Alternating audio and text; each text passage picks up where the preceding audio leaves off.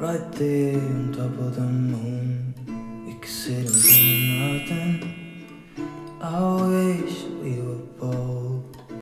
Assalamualaikum teman-teman, apa kabar nih? Semoga kalian selalu sehat dan selalu bahagia dimanapun kalian berada ya. Balik lagi di channel YouTube Ame Kenzi, channel yang berisikan tentang kegiatan ibu rumah tangga, entah itu masak-masak atau budgeting, walaupun sekarang itu fokusnya ke budgeting ya teman-teman. Nah, di video kali ini sedikit berbeda ya teman-teman dari video-video sebelumnya. Karena kali ini Ami mau buat budgeting berdasarkan komentarnya dari Kak Dina Rahmawati Dewi yang isinya tentang kapan-kapan bikinin dong Kak kalau dapat budget dari suami kalau kurang dari 1 juta gimana?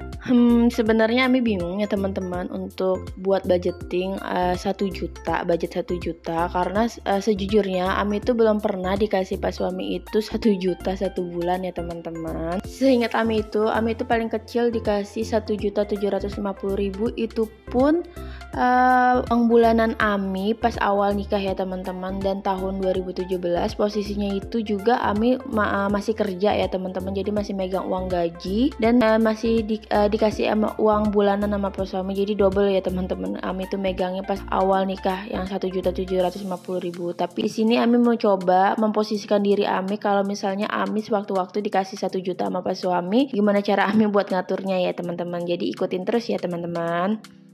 Oke, kita langsung aja ya teman-teman masuk ke buat budgetingnya. Di sini kan pendapatannya itu 1 juta. Nah, pas pertama yang Ami tulisin itu ada tabungan 5% ya teman-teman. Biasanya kan Ami nabungnya 10% dikarenakan nominalnya itu 1 juta. Jadi di sini Ami kurangin jadi 5% ya teman-teman, yaitu 50.000. Nah, di tabungan 5% ini ada 2 kategori tetap ya teman-teman, yaitu dana tabungan wajib dan dana darurat yang masing-masing itu 25.000 1 bulan. Di sini kenapa Ami selalu menuliskan tabungan itu di awal budgeting ya teman-teman, dikarenakan Ami itu ngerasa kalau misalnya ada tabungan itu Ami merasa aman teman-teman. Ami punya pegangan gitu teman-teman, kalau misalnya tabungan Ami taruh di paling akhir atau nggak ada budgetnya, jadi Ami tuh kayak ngerasa nggak aman aja gitu teman-teman. Kalau prinsip Ami sih seperti itu. Jadi setiap awal budgeting pasti selalu tabungan yang Ami dahulukan ya teman-teman, mau itu nominalnya kecil atau besar, tetap Ami dahulukan dulu tabungannya supaya Ami merasa aman dulu nih teman-teman. Walaupun nanti kalau misalnya uang tabungan ini terpakai ya nggak apa-apa ya teman-teman, karena kan gunanya uang tabungan itu kan sebenarnya untuk jaga-jaga ya teman-teman. Syukur-syukur sih nggak kepake, jadi bisa buat ditabung untuk masa depan. Kalaupun emang situasinya harus mengeluarkan tabungan ini ya nggak apa-apa, nanti bisa kita tabung lagi di bulan berikutnya. Sebenarnya kalau prinsip Ami sih nabung itu emang didahulukan, tapi nggak saklek banget ya teman-teman, nggak boleh dipakai tabungannya.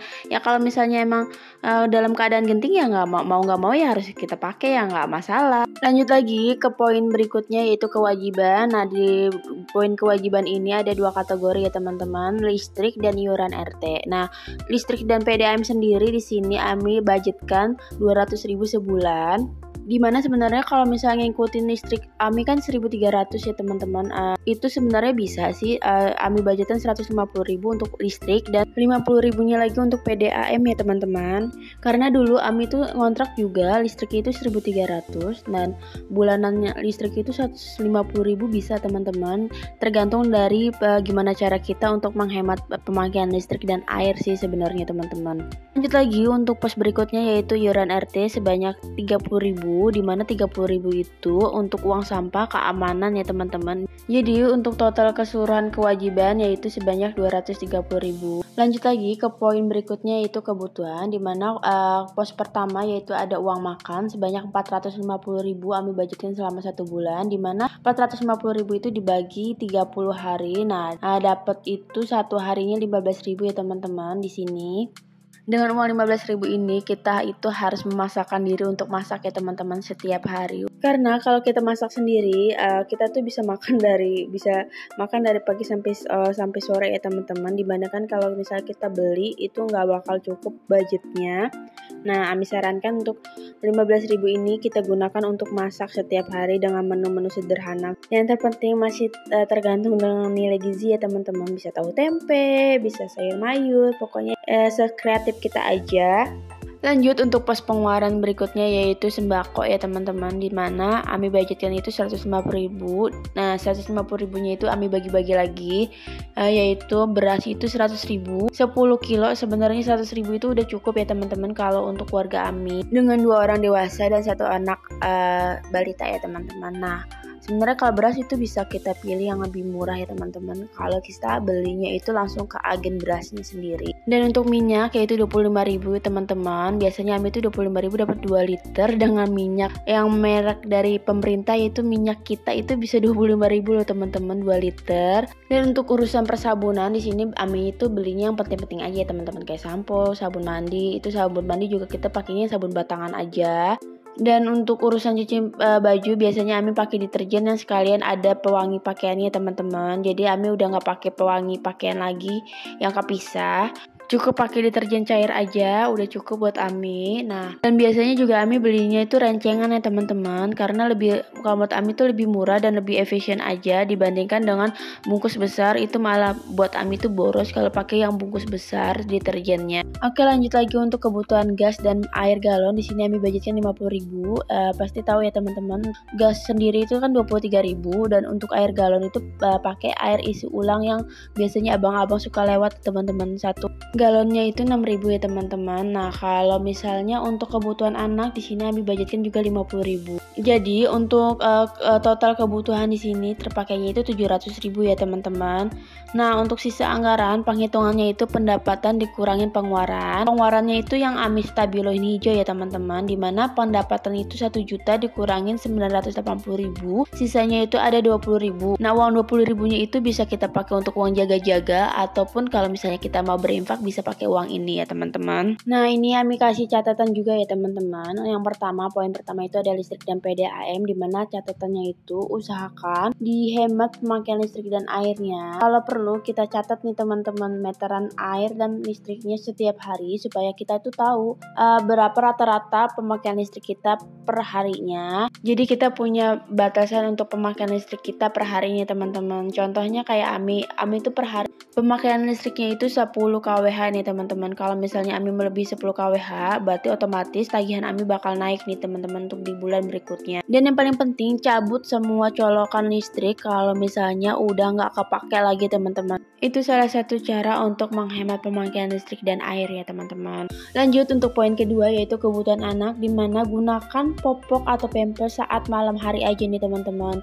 Atau bisa kalau misalnya kalian mau pakai pampers, kalian bisa beli merek pampers yang murah nih teman-teman. Ami rekomendasiin sih merek Baby Happy Nappy. Itu Ami itu juga pakai Happy Nappy. Satu balnya itu isi 40 pieces dan dengan harga itu 40 ribuan. Itu udah paling murah ya teman-teman kalau dibandingkan dengan merek yang lain, dan itu daya serapnya juga lumayan oke. Atau bisa beli pampers yang rencengan aja teman-teman, sesuai kalau misalnya mau pakai itu pas lagi pergi aja. Kalau di rumah ya udah nggak usah pakai pampers, dan sisanya itu bisa beli minyak telon ataupun sabun anak. Dan poin ketiga yaitu usahakan tidak ikut arisan, cicilan ataupun sejenisnya teman-teman, karena menurut Ami dengan budget 1 juta itu udah berat kalau misalnya kita ikut arisan ataupun sejenisnya. Dan poin terakhir, kalau memungkinkan kita bisa sisihkan sedikit rezeki kita untuk berinfak teman-teman. Kalau pengalaman Ami sih saat kondisi Ami lagi sulit, Ami berinfak itu justru rezekinya malah bakal datang berlipat-lipat ganda nih teman-teman. Kalau menurut Ami itu berinfak itu salah satu cara untuk menarik rezeki lebih banyak lagi nih teman-teman. Dan yang terpenting saat kita berinfak kita itu harus ikhlas ya teman-teman. Insya Allah nanti Allah juga bakal tahu dan bakal kasih yang terbaik untuk kita. Mudah-mudahan saat ini kalau yang rezekinya lagi sulit, Ami doakan semoga lancar dan diberikan rezekinya berlipat-lipat ganda oleh Allah Subhanahu wa Ta'ala. Amin amin ya robbal alamin.